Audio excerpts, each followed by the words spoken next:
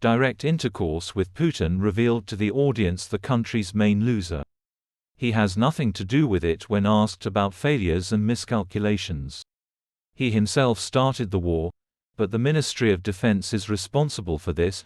He personally struck a blow to the economy, but the government bears responsibility, and so on all counts. He ignored particularly unpleasant questions, and lied in response to the rest. Only Carta received sincere pleasure from the well-oiled propaganda nonsense. And then, most likely, he also lied in order to lick the Kremlin maher. All that Putin has today are missiles and two-legged meat, which cannot even be used to blackmail this world. The West has already realized that the population of Russia are not hostages, but active accomplices of Putin's crimes. Even those who record tearful appeals about distressed Mobbik killers. How the notorious Palestinians are not victims, but ignorant Hamas sympathizers. And there is no point in identifying who mutated into whom, a victim into a maniac or vice versa. There is a war going on, started by Russia, and on Thursday its leader promised not to stop until all goals are achieved. He does not specify which ones exactly, because only he should know the final plan. And the truth is very simple. As long as nothing physically threatens him, he finds this world tolerable. As soon as he feels mortal danger for himself and his power, he will sweep away this universe to hell. Because he has nuclear weapons, inherited from the Red Barbarians. And because, why do we need a planet if there is no Russia on it, and Putin himself as its eternal ruler? Putin enters his fifth term surrounded by enemies. Almost everyone already wants his death. Ukraine, which is understandable, the USA, which is also understandable, and now Israel and Germany. Berlin generally made shocking discoveries about the treachery of Moscow, which, through the Reichsbürger conspirators, was preparing a coup d'état and planning the murder of Chancellor Scholz.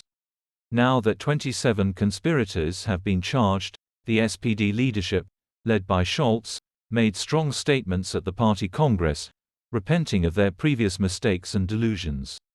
And on Thursday, during the EU summit, Scholz harshly advised the pro-Putin Orban to go for coffee, after which everyone who remained voted to invite Ukraine and Moldova to negotiations on joining the European Union. The reversal is obvious. Europe and the United West have finally realized who they are dealing with, and that Putin will not be satisfied with Ukraine alone. Moreover, it will not crawl away even in the event of impending defeat. This fascist cave will have to be destroyed so that it capitulates and the Bolshevik Gulag system ceases to exist.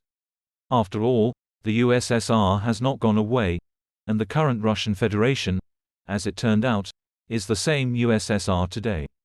Degraded, but retaining the main option of the evil empire, aggression multiplied by treachery. Europe is getting used to the idea that a clash with Russia is inevitable. In this paradigm, Ukraine should be given everything it asks for, because it has already made the main choice. It abandoned the Soviet discourse in favor of joining the EU. Corruption is a Soviet leprosy that cannot be cured during the war. To do this, there must be peaceful conditions with elements of the dictatorship of the law, which are impossible in a warring country. It is Ukraine that is on the front line today. So it's time to forget about cleanliness and the white gloves of integrity, and provide it with everything it needs, at least so that it lasts as long as possible until NATO prepares for the inevitable attack by the criminal horde of cannibals. The new Prime Minister of Poland, Donald Tusk, has already stated that he does not accept fatigue from Ukraine. And, no matter how Wilders and Fico frown, for them Putin is a terrible dictator, and the Russian bear is a threat that could break into their homes tomorrow. Finland will sign a defense cooperation agreement with the United States on December 18, deploying American troops along the border with Russia. To prepare for a conflict with the Russian Federation, the U.S. military will be given unhindered access to 15 facilities and areas where they can store military equipment and ammunition. Estonia announced a new package of military aid for Ukraine worth €80 million. It will include anti-tank missiles, boats, vehicles, machine guns, ammunition and diving equipment. By the way, The U.S. Senate postponed the Christmas holiday and will vote on providing funding for military assistance to Ukraine for 2024. Voting will take place next week. Republican Party spokesman John Thune reported progress in aid negotiations. Because, if you want peace, prepare for war. However, not even that. Peace with Putin is impossible.